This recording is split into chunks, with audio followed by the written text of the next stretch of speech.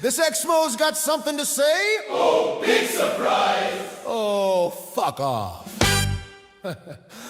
Golden angels Show the fruit selling Jesus. in an Armani suit. Will a man rob God? Holy dividends, turning profits Into Caesar's friends. Hosanna shout, Shout. For Jesus IPO, revelation on the line. On the line, Hold the phone.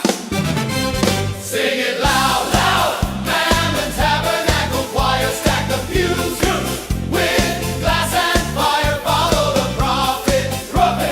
Raise the rent, tie the poor until they're spent. Will the meek really inherit the earth? First shake them down, For all they're worth, build a den of thieves on the sacred side. Build the kingdom with the widow's might. Hosanna shout, Shout. emerge again, ring God's closing bell. Amen.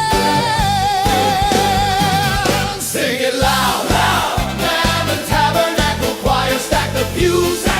With glass and fire, follow the prophet. Raise the rent, tie the poor until they're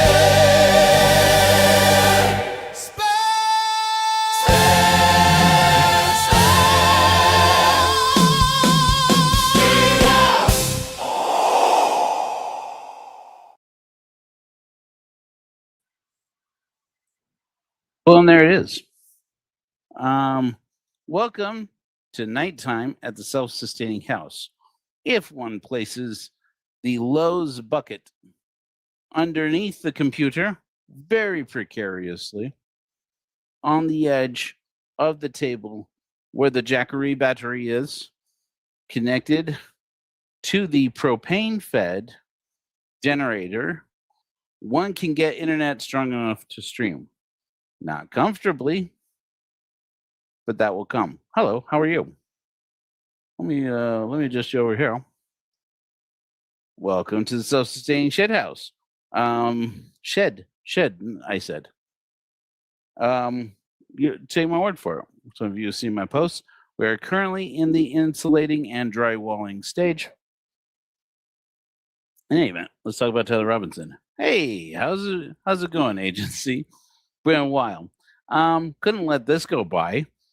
Basically, the cops in the case, they are building against Tyler Robinson, who has been charged, has not pled guilty, and in contrary to what you may have heard, still has never signed a confession of any kind that we know of. Multiple stories about a confession to dad. That's apparently a big part of the case here. And then allegedly a note, a handwritten note, which seems strange, and then text message conversations that I'm now confirming as I'm going back reading over old reports that at least at the time are maintained to be Discord messages. Or in other words, nobody actually appears to have hacked anybody's phone in order to have sent these text messages, which are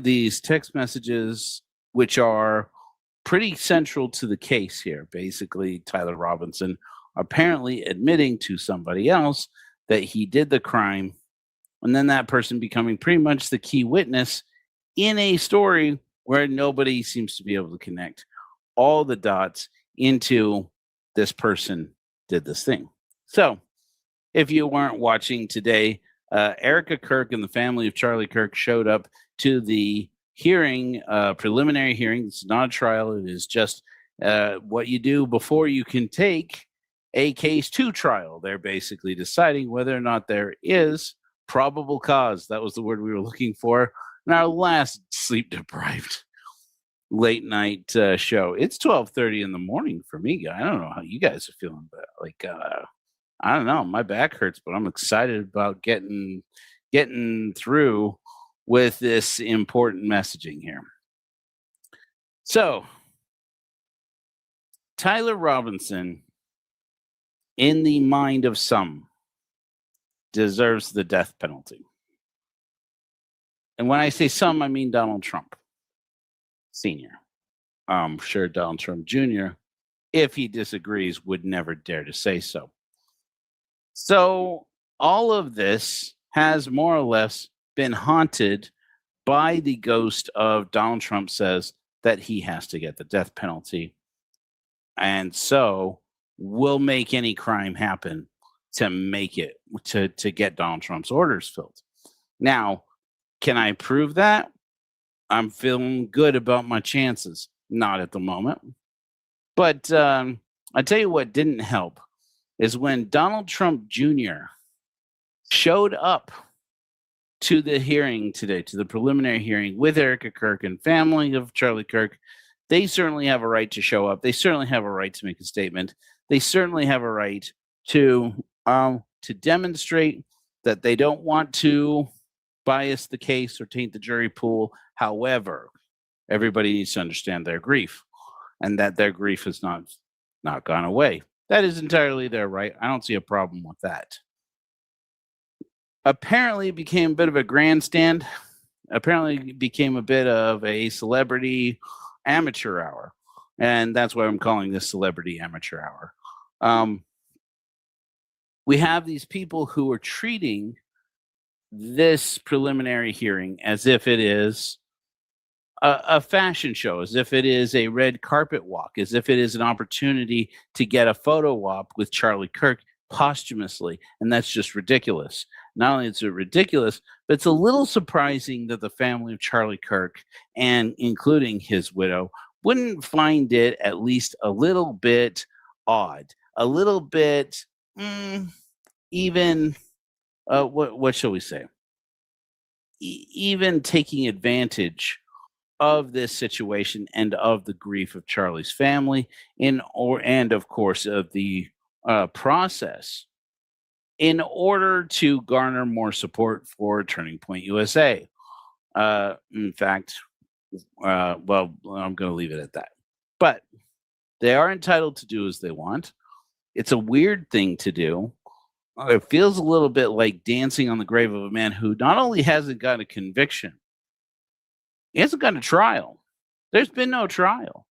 And right now, I think it's probably for the best, especially because even if they can get a conviction out of this, I think the case is building up very quickly to what is going to be maybe a soft conviction sentencing, a soft sentencing as this is likely to be, and then an overturn on appeal. Because they are making the case, the defense is currently making the case as these, as you would expect, even let's not say it that way. Yeah, let's do it. Public defender, even your basic public defender is going to make a case that, nope, you can't admit that to evidence. No, that's not evidence. No, I'm sorry. That's, and they threw out all these different rules as to why the video evidence particularly shouldn't be published to the public and shouldn't be shown in the courtroom because their client, Tyler Robinson, is not getting a fair trial if you show these images and videos in the courtroom and also other statements, especially when it comes to videos and statements that are being recorded by people that the defense apparently has not questioned and cannot question in the court. And so they claim because the person or persons in these who took these videos that were presented today are not there to cross-examine, they should not be admissible. All of this is being done. Let me see if I can get my notes up here. I have my notes. Sorry, this is going to be a little awkward. All of this is being done because of Rule 1102 and Rule 804 of the Utah Rules of Evidence. Yeah, there you go. Rule 11.2, as I understand it, I am not an attorney, says that basically under this rule, hearsay evidence from the police are allowable in the preliminary hearing to help the court establish probable cause. Even if sometimes those might not be allowable in trial. Rule 804, on the other hand, as I understand it, and I am not an attorney, says that hearsay evidence, reliable hearsay, is allowable and admissible in Utah courts, even at trial, and especially when it comes to police statements. And so we have this interesting conundrum. If the police can admit into evidence, if the state can admit into evidence, cop A says to cop B, I think this guy did it. And suddenly that becomes state evidence. At what point do people even have due process rights? I mean, two police officers. I mean, imagine if you haven't been watching the whole mini brick, whatever they call it, the whole Lego scandal that happened in American Fork with the American Fork Police Department. People I've known very well, I wouldn't say in a very friendly way. Some of them, I will say this. I say a lot of nasty things about the AFPD. I lived there in American Fork for over 10 years, and I had a lot of bad run-ins, a lot of bad experiences with the AFPD. However, none of them were arrests, just so we're clear. At least, yeah, no, none of them were arrests. And but some of them are actually good guys. I'm thinking of like two. But one of the two I'm thinking of, his face showed up in this whole Lego fiasco. I haven't followed it closely, to be honest with you. I'm actually trying to avoid it so I don't get pissed off. But I did see his face. I'm like, wow, even that guy? Fuck, man. Anyway, we'll have to have a whole separate show on the AFPD. American Fork Police Department. They are gems.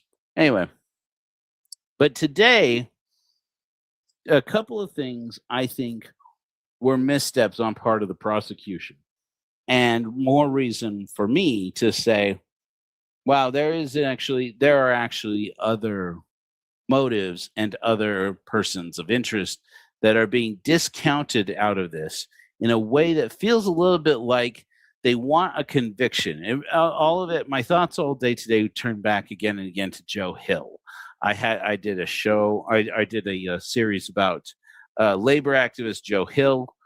Basically, guy was organizing coal miners here in Utah, and here in Utah. I'm elsewhere now. I'm just gonna start saying I'm elsewhere now. But who was convicted of shooting and killing a local Mormon bishop who was a local grocer, used to be a police officer at the time. This is back in 1910, 1915, something like that. This was back in the early 20th century. And basically all the evidence pointed to that. There's no way this man did this. It's not like him to use guns. He might have carried a gun that day because he felt unsafe. There was another shooting. There were other suspects. There was another vehicle. There were other, there were witness testimony. There was witness testimony, etc. And yet, the rumors, at least at some point, circulated that a high-placed family member of a church leader circulated at that time was selected in the jury. And before long, the hype around this former officer, this pillar of society, this man who was a bishop in the church, this man who was a noble, great leader and brother in Christ, and his son were killed. This guy Joe Hill has to take the firing squad, and that's exactly what happened. He was convicted, I think wrongfully. I'm not the first to say that. He was convicted wrongfully, and then given the death sentence, and he was executed summarily. All kinds of bad things happened connected with that, and my thoughts kept going back to that again and again. That and The Thin Blue Line, if you've ever seen the movie The Thin Blue Line.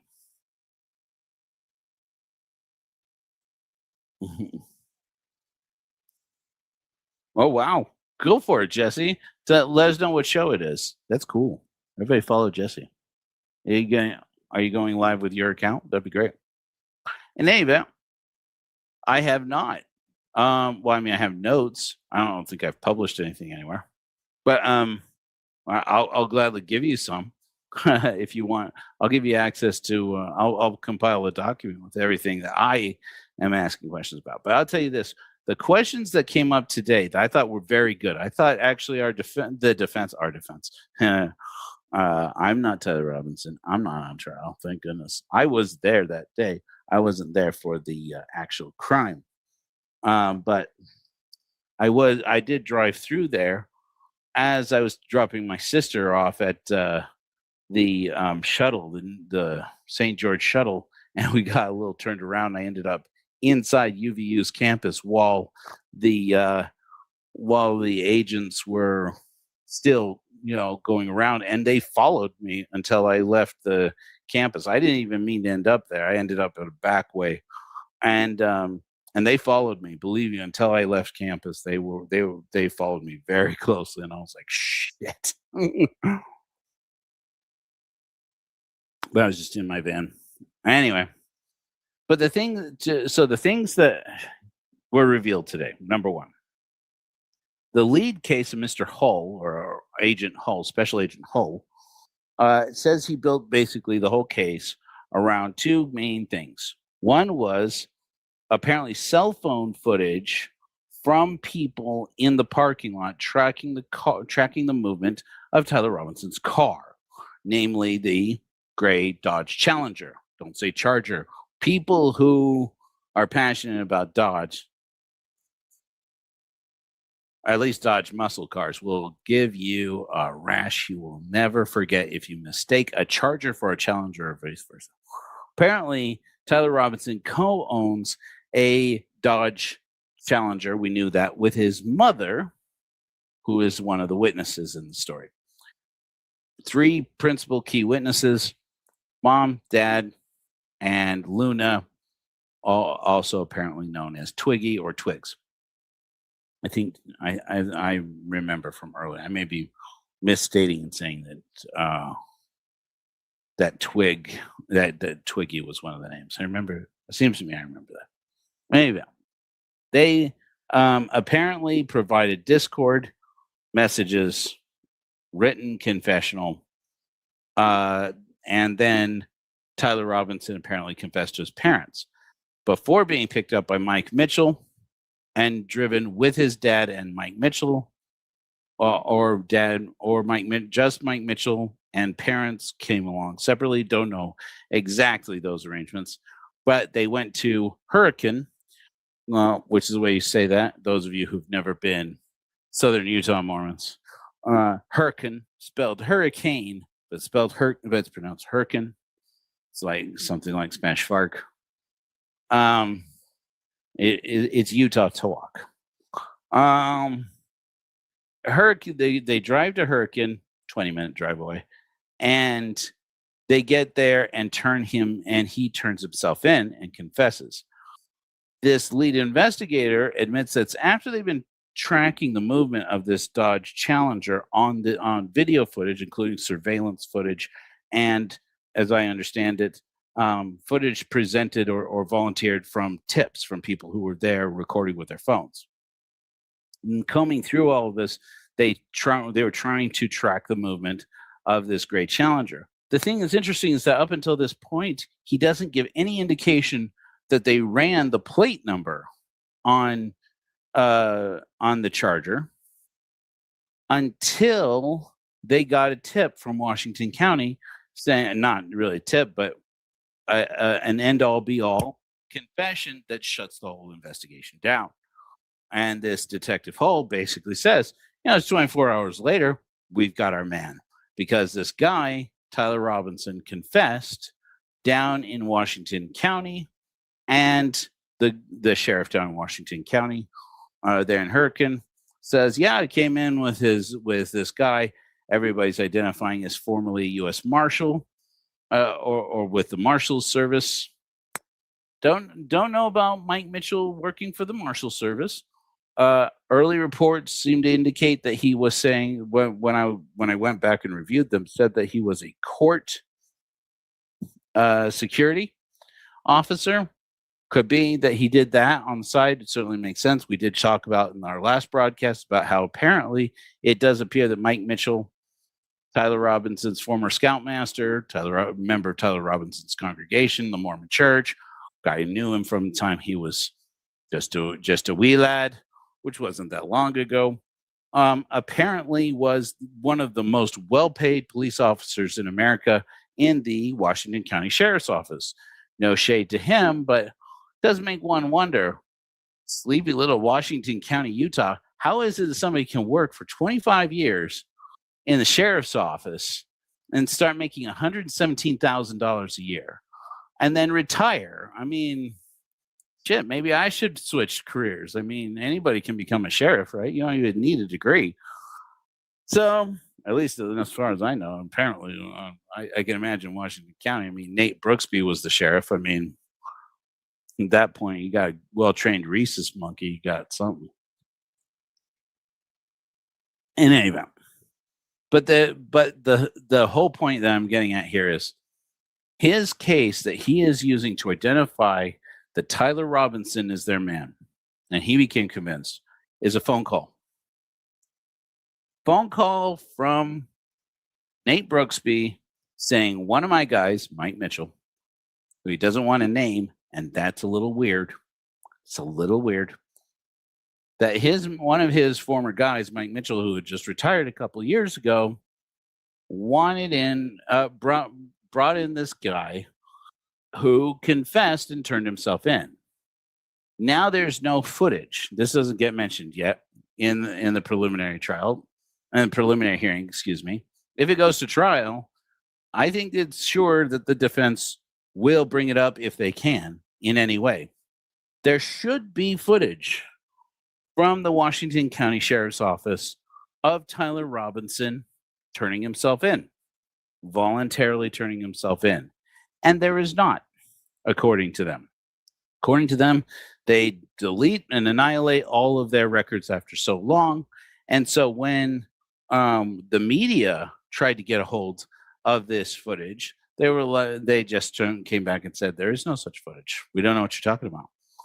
And out of that meeting, this supposed meeting where they took the confession of Tyler Robinson, there is no signed document. I mean, I've been combing through again and again and again trying to find. There is no signed confession from Tyler Robinson anywhere that I can see. And the whole case really hinges on that. He told somebody he did it. Well, Shaka, you do you, baby. Quite literally, it's a little factory business. I mean, maybe you want to keep to yourself. It's a little bit harassy, but I don't know. I don't care. I'm into it. But Tyler Robinson's whole life, his very life, depends upon everybody telling the truth. And really, not even everybody. It's come down to pretty much 4 people: Mike Mitchell, Tyler Robinson's parents, and Twiggs. And so, of course, they're bringing in as much officer testimony as they can to try and beef up the case with, we have officers who think Tyler Robinson did it. The problem is that all of that goes to pieces. If it turns out that Nate Brooksby got on the phone, called this guy, Special Agent Hull, told him, you can stop your investigation, we got him, so that Spencer Cox could go on his little victory lap that he later has to redact, saying, well, we got him, and his name's Tyler Robinson. He confessed in Washington County. He's been placed under arrest, and everything's moving towards a trial. And ladies and gentlemen, we got him. And then almost immediately, had to come back out with a retraction of, okay, so he didn't confess. And he got this whole victory lap out of it. And one can't help but wonder, with all the performative grief over Charlie Kirk, I can't say I'll catch hell for saying this, but it's my opinion. For all of the performative, and it is very performative. We get this. We get this disclaimer on here. It is very performative.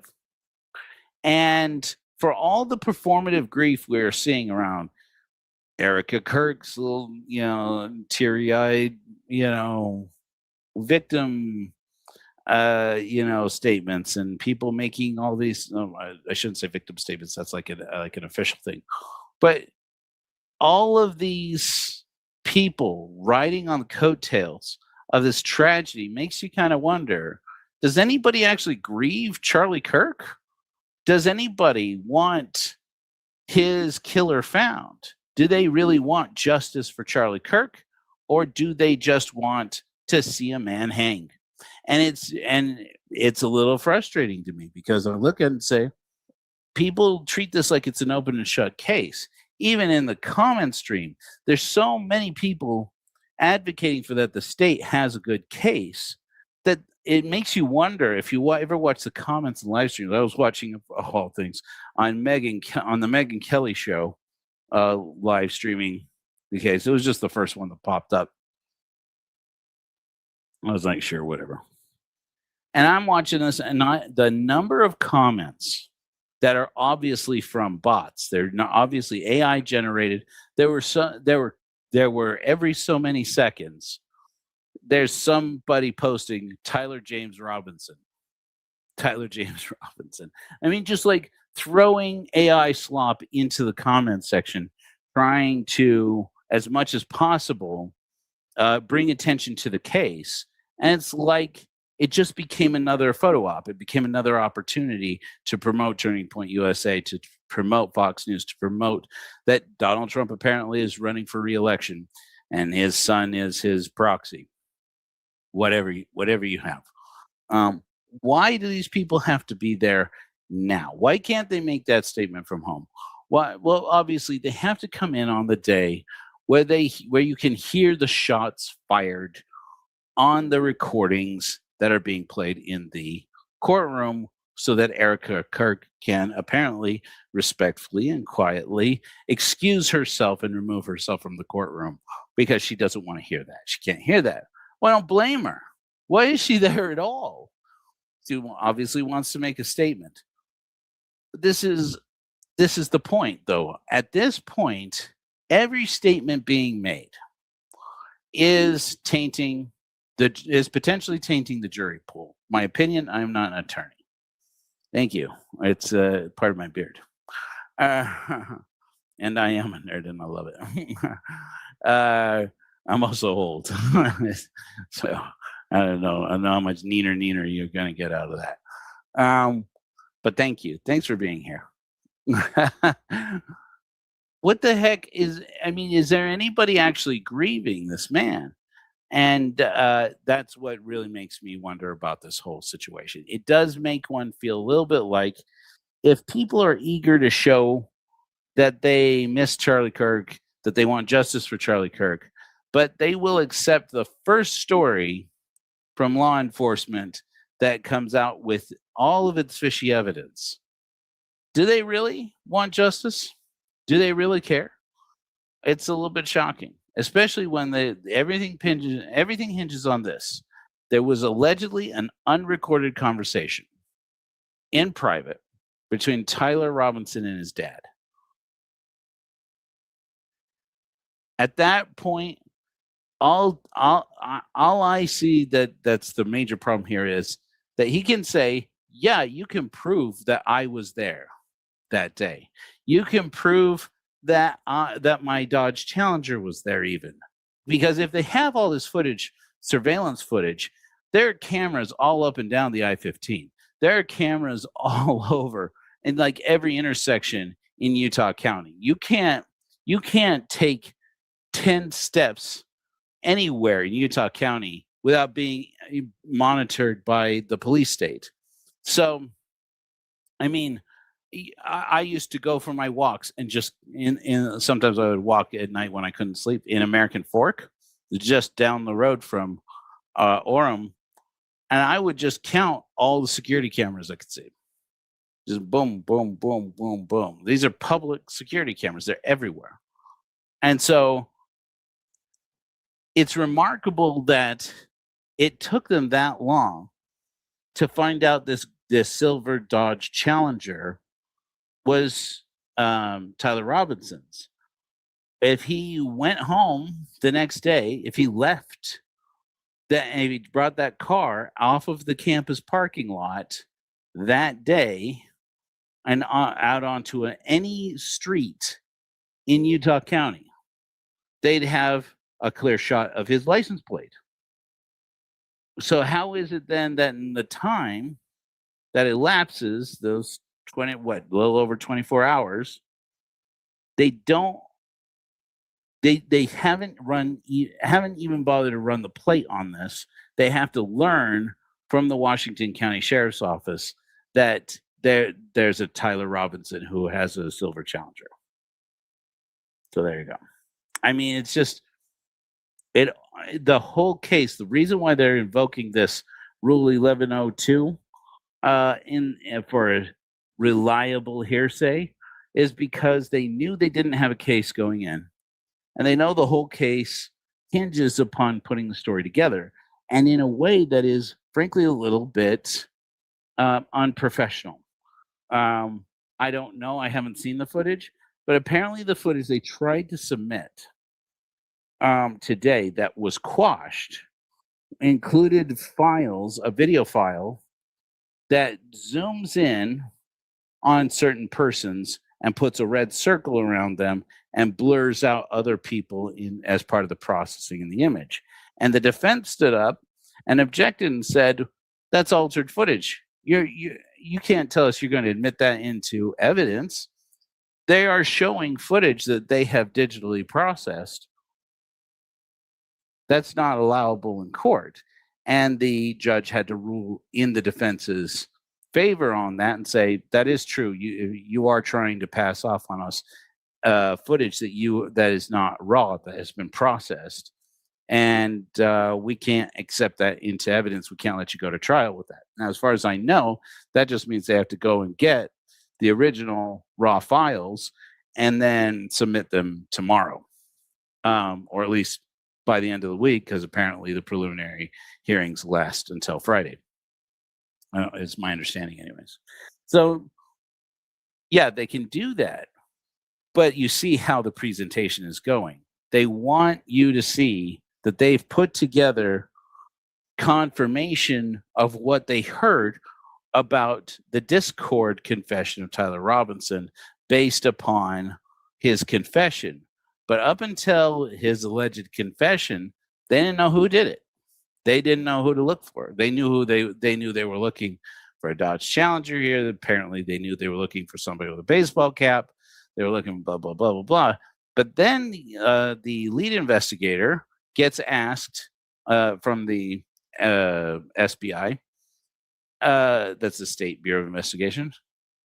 Special Agent Hall gets asked, "Can you identify that person in the room?" I don't know if you noticed this, but if you watch all the way up until that point, which is at the end of the day, the defense got very, very jumped right at the chance to point out that that's definitely breaking the rules. That you can't is like, wait a minute, you can't identify the person at the defense table who's obviously the defendant in the case as being singled out by the police officer, by the lead investigator as a person who did the crime, when he is being pointed out simply as being, or even as a person who was present at the crime. You have to, you're highlighting that it's him in a way that is harassing him and not giving him a fair trial. Everybody understands that we're here to talk about Tyler Robinson. Everybody knows what he looks like. This is just, at this point, this is trying to blame him for the crime when all that this officer at the time was admitting to, that he was talking about, was that Tyler Robinson had a driver's license. Well, of course he had a driver's license. We have footage of him in car accidents with his mom. Okay, of course he has a driver's license. How old is this kid? Yeah, and yet he's saying, yeah. Can you identify that the person in the room, the person who that there's a person in this room? The state was asking, effectively, as I understand it. I'm not an attorney.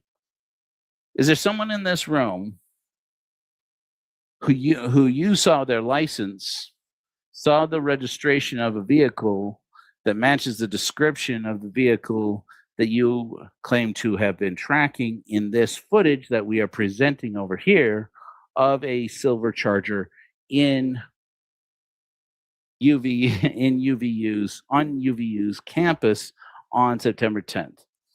And so he's not just identifying Tyler Robinson as committing crime. He's not identified Tyler Robinson as even having a driver's license.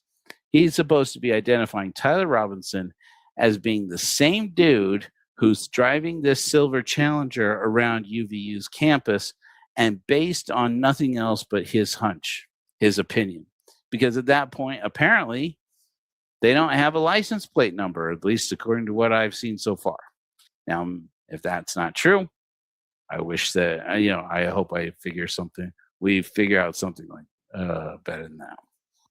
Okay, how did we end up with all of these interesting folks? Anyways, welcome, weirdos. So yeah, that's the case. Let me see here. Let me just check my notes. Yep. What else was I going to mention? That was pretty much everything. So anyways, we didn't really learn anything key and pivotal about this case today, except that the state stopped investigating at the alleged confession. There, at that point, there are no persons of interest. There are no other investigations. And it's strange because there was a guy present at UVU who confessed and told police he did it. They say he is a known agitator, that he does this, but he did know to be there on the day that a crime was committed. He just got lucky. He's just some guy's got like some kind of death wish or something.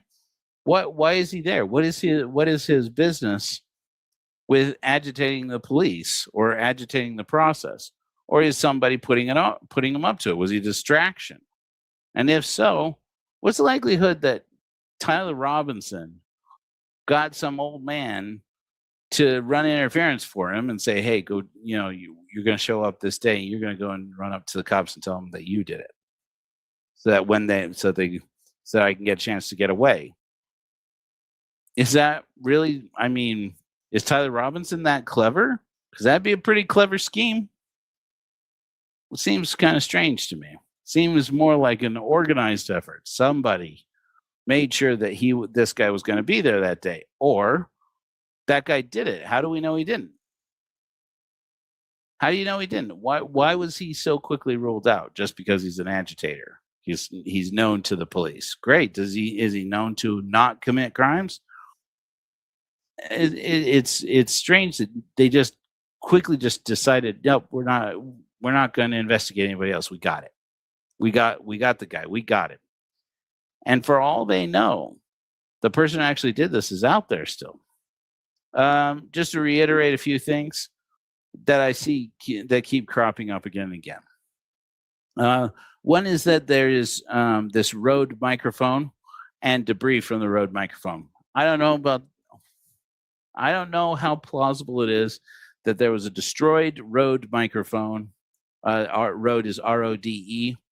The magnetic microphone that he wears on his chest, that Charlie Kirk wears on his chest. The problem that I see with it is he was wearing it on the right side of his chest, and the entry wound very clearly was on the other side of his throat. If that Rode microphone was in some way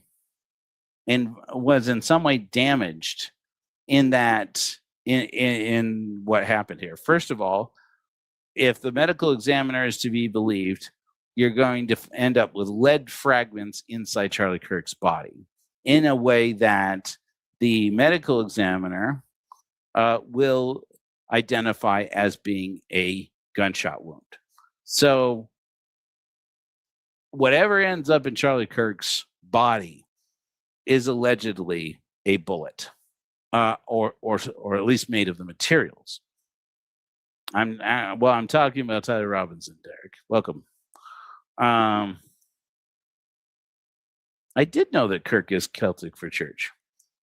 That's a good point. Well, I know that that's Scottish for church, I believe. Anyway, but I mean, what is that? The modern? How ancient is that?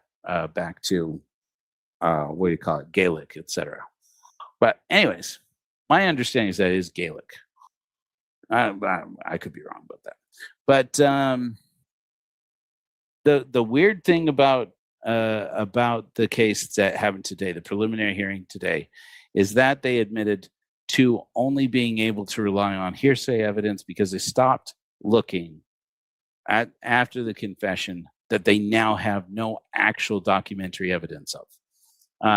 The closest thing they're going to have is this written confession and or the testimony, the Discord confession, and the testimony of Tyler Robinson's parents and Twigs. So at this point, I think that we are still very much warranted in throwing out some other plausible possibilities. I was thinking about the Phil Lyman connection the other day, just yesterday. By the way, all of this Phil Lyman, Tim Ballard narrative is intriguing in how quickly now the bot army that is being used to flood comments on YouTube and so forth is putting out that there are people who are conspiracy theorists. Who's more of a conspiracy theorist than these Mormons? I was watching today Zion Media. I don't know if you guys are following this, but Zion Media did another episode on SRA inside the Mormon Church, where they brought on a guy from Vegas. His name is Jerem. So Mormon for sure. Born Mormon, like covenant Mormon. Who says he listened to these stories allegedly about David A. Bednar, who's a Mormon apostle, specifically about David A. Bednar committing SRA with young people. And they started to go over this case about these memories these people have that when they were kids, somebody did something to them. And that it had to do with satanic rituals and, the Church of Satan, the Latter-day Church of Satan or whatever, etc. And that this young man, well, I don't know how young he is, younger than me, had decided that he had to pray to find out if what these people were saying was true. And while he was in the act of praying, he took out some kind of document and started basically automatic writing. If you don't know automatic writing, it's exactly what it sounds like. That you can hear the voice of spirits or the voice of yourself in the unconscious world, or that you can receive revelation from God and just start typing it out. And as the words are flowing out of you, if you're in a certain spiritual state of mind, then you can receive revelations from God. And this man apparently dictated and wrote out an entire revelation, Joseph Smith style, confirming that there was SRA in the Mormon Church. Kind of already knew there was something like that. When it's Christian ritual abuse, they don't really seem to care, which is weird. I know plenty of Mormons who do care when rituals are abused in the church to mimic Christian belief and Christian marriage and Christian everything else. I mean, there are a lot of Mormons who don't like Warren Jeffs and what he did, don't want to think about that it wasn't that different under Brigham Young and under Lorenzo Snow and under John Taylor and so on and so forth all the way down. So, but because this young man, they were talking about had felt like he needed to dictate a revelation from God, they had to record it and ask everybody in the Zion media camp, who are already people who at least are interested and or following Shane Baldwin, who is also dictating his own revelations now, and apparently been either excommunicated from the church or on the verge of it. And started giving them opportunity, and started giving these people opportunities to start receiving revelations and to start hearing other people's revelations. They've practically been recruited into this movement by this guy Briggs, who apparently is a new prophet, new evangelical prophet, doesn't like Mormons particularly, who apparently accurately predicted the second attempt on the president. And so, okay, he's a prophet now because he can predict, current events before they happen. Now he's a prophet. Okay. And that guy says that the Mormon church apparently is falling apart, dividing against itself. Wow. It really takes a spiritual, touchstone to be able to see what everybody can see who can read a newspaper. But all right. But heaven help you if a bunch of Mormons have to decide whether you are guilty or innocent, because they're going to pray about it and ask God what they already feel about you, and what they feel in their hearts is actually true. And lo and behold, almost invariably, if a Mormon prays to ask God if his own opinion is the same as God's opinion, and it is truth, the answer tends to come out yes. So it comes to be a problem. Mormons do pray. They pray to the same heavenly Papa that you do. They are God worshippers. They love him. Some of them apparently, some of these Mormons, I will say, now apparently are praying to Heavenly Mother as well. So that's apparently a thing. So yeah. Here's what I'm looking at. Yes, I'm willing to admit the strong indications that seems to me that there may have been an order from Bibi Netanyahu involved here. That doesn't mean that it's an official operation of any state. And because right now the Donald Trump Jr. attendance has me smelling something fishy. I don't know how close he is into the state, or even to his father's role in these United States. But the family just having a presence at the case, at the trial, at the preliminary hearing, it feels inappropriate. It feels like grandstanding. It feels like exploiting a sensitive moment and potentially interfering in the process. But apparently we live in a society where it just doesn't matter anymore. Just like, oh, you apparently can taint the jury pool. You can ruin the political process and ensure that due process is not actually constitutionally guaranteed to anyone. And that's fine. It's no big deal. We just keep going. And personally, I don't love it. Anyways, so that's where we are with this. Well, I don't know about that. Thank you for being here. Anyways, so I'm going to try to do more regular lives, hopefully, as we get the house finished here.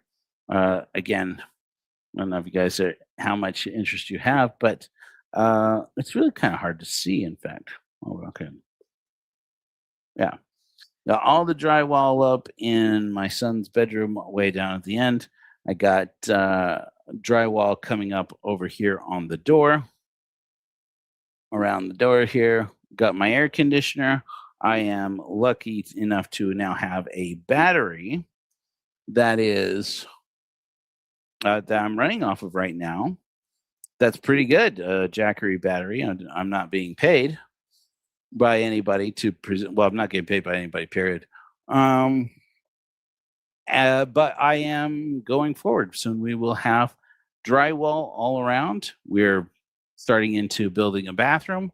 The framing will be finished this week, hopefully, and it looks like I have come into a mini split, and so now we will also have heating in the winter, and we will have a sustainable system for using the generator, for air conditioning, and for charging the battery until we can get solar set up, and then getting the mini split to run off of the battery as well. So, in other words, we are a generator. It's a generator run house completely off grid. Super excited about that because we are going to be dedicating more and more time to doing the Church of Korihor work. Yep. Yep. It's a mini split that my partner bought for their son who said he didn't want it. It was too big. I was like, we'll take. So originally I'd wanted to put a mini split in here. I'm not really sure how I talked myself out of it, but I am still going to put in a propane heater because I have weathered the winter here and it gets cold. It gets cold. Oh, I'm not getting into any of that. But I will say this. I want to know Mike Mitchell's career in law enforcement that isn't being promoted online. Is he Mossad? Is he CIA? Why is it that his name, they break all these rules to try and avoid mentioning Mike Mitchell's name? And it's weird for somebody who is not a spy. And if he is not a spy, why don't we know more about him? Why can't I research more about him? The best I got is I can see that his pay stubs, his paycheck in 2022, a couple of years before he retired, was $117,000 a year. And that's about all I know about this guy, apart from he may be the same guy who ran a net nanny scheme for Utah County or for Salt Lake County when he started his career way back in 1999. How is he connected to Tim Ballard? Is he connected to Tim Ballard and Operation Underground Railroad? Is he connected to Ken Krogh? Is he connected into the Trump administration? Because if he's connected with those guys, he's in with the Trump administration somewhere. So who gives orders to this guy? What kind of orders are they capable of giving? And who benefited from all of this? If they are acting as agents of somebody, if they're part of it, part of framing Tyler Robinson, why?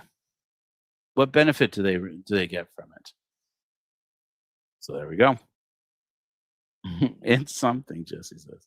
Anyways, I am 1 hour in, and I am beat because it is 1:30 in the morning here. I love you, faces. I'm going to see you tomorrow, hopefully with some better lighting and better, stronger internet, and maybe a more finished house. So great to see you guys. I hope that you are very well, and we will. I'm probably going to end up streaming tomorrow. I'm probably going to cover the case pretty much on a daily basis now. So, hey, Vent. Love you, faces. No closing him tonight because I am beat. But I'll see you tomorrow.